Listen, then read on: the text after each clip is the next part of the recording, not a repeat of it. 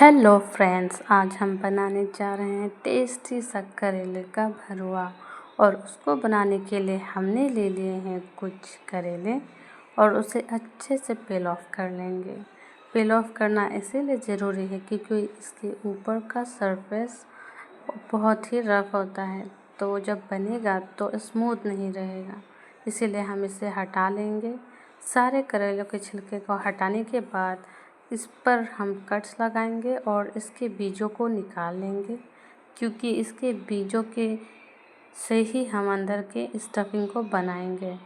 अंदर की स्टफिंग को बनाने के लिए सारे बीज निकाल लें और इस प्रोसेस को करते वक्त ख़ास ध्यान रखें कि आपके करेले पर कट्स ना आए, क्योंकि अगर कट्स आएंगे तो जब आप इसे फ्राई करने के प्रोसेस पर बढ़ेंगे तब इसके मसाले निकल आएंगे। तो इसीलिए इसे अच्छे से क्लीन कर लें और सारे बीजों को निकाल कर इकट्ठे कर लें। और इसके बाद हम अगले प्रोसेस पर चलते हैं, जिसमें कि हम करेले को हल्के नमक और हल्दी के साथ उबालेंगे। ऐसा करना इसीलिए ज़रूरी है क्योंकि इससे करेले का कड़वापन चला जाता है और इसके सरफेस भी सॉफ्ट हो जाते हैं। तो इसमें नमक डाल दें और हल्दी डाल दें और इसे 2 सीटी लगाते ही ध्यान रखें कि सीटी निकाल कर इसे तुरंत निकाल लें, वरना ये बहुत ज़्यादा बॉइल्ड हो जाएगा तो फिर वो दिक्कत करेगा, फिर उसमें क्रैक्स आ जाएंगे। तो बस इसे डालने के बाद आप इसे अच्छे से लॉक कर 2 सीटी मरवा लें और तब तक आप अपने मसालों को तैयार कर लें। मसालों के लिए हमने इसमें मिक्सी जार में पीस ली है मिर्ची, और उसके बाद हम इसमें डालेंगे लहसुन, और लहसुन के साथ ही हम उसमें से निकाले हुए बीजों को डालकर साथ ही पीस लेंगे। और जब आप इसके मसाले पीस रहे हो तो ध्यान दीजिएगा मिक्सी ग्राइंडर को ज़्यादा नहीं चलाना, बस थोड़ा सा चलाकर रफली मसाले बनाने हैं। अगर ज़्यादा पीस देंगे आप तो फिर अंदर के मसाले अच्छे नहीं बनेंगे। और उसे निकालने के बाद अनियन को भी इसी तरीके से हल्का पीस लें एक बार। और सारी चीज़ें हो जाने के बाद कढ़ाई में तेल गरम कर उसे हम मसालों को फ्राई करने की ओर चलेंगे। सबसे पहले मैंने डाल दिए हैं इसमें अजवाइन और मंगरेल के फ़ौरन, और उसे चटकने के बाद हम इसमें डाल देंगे अपने पिसे हुए मसालों को, जो कि स्टफिंग बनकर तैयार होगी। और फिर इसे अच्छे से हम भूनने लगेंगे।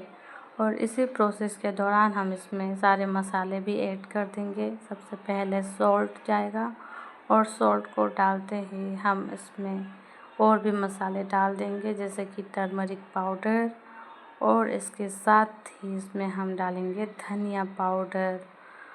पहले मिला लें, उसके बाद इसमें ऐड कर देंगे धनिया पाउडर, मिर्ची पाउडर। और ध्यान रखें क्योंकि करेला हल्का कड़वा रहता है तो आपको आमचूर पाउडर ज़रूर से डालना है। ये लाल मिर्ची पाउडर डालने के बाद हमने डाले हैं धनिया पाउडर और उसके साथ ही ढेर सारा आमचूर पाउडर।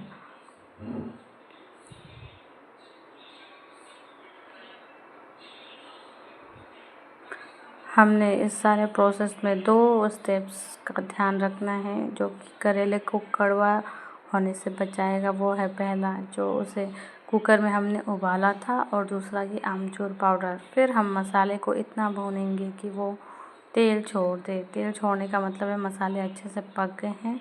साइड वाइज हम अपने बॉइल्ड करेले को निकाल कर अच्छे से हवा में सुखा लेंगे,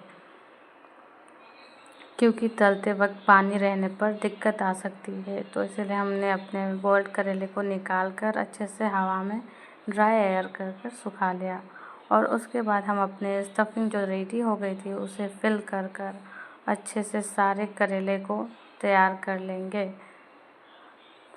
और स्टफिंग डालते वक्त ध्यान रखें कि उसे अच्छे से आप भरें, क्योंकि अगर अच्छे से टाइटली पैक नहीं करेंगे तो तलते वक्त मसाले निकल सकते हैं। जैसा कि आप देख सकते हैं, ऐसे ही आपको स्टफिंग करनी है। और स्टफिंग करने के बाद हमने साइड वाइज कढ़ाई बैठा दी थी जो कि गर्म होकर तैयार है, और इसमें हमने अपने करेले के भरुए को डाल दिया है। आप बैच वाइज कर सकते हैं, 3-3 4-4 के अपने अकॉर्डिंग। हमने 3-3 के बैच भून लिए थे और इसे अच्छे से तेल इतना डालिए कि तेल उसे कवर कर ले करेले को, वरना और उसके लेयर्स को इतने अच्छे से पकाना है कि लेयर्स क्रंची होनी चाहिए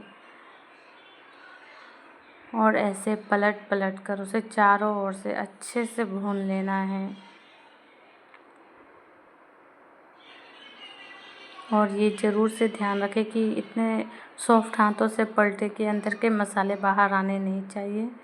और ये भुनने के बाद कुछ ऐसे लेयर दिखेंगे जो कि रेडिश ब्राउनिश हो जाएंगे और इसके बाद आपका करेले का भरवा बिल्कुल तैयार है। इसे आप रोटी राइस किसी के साथ भी खा सकते हैं।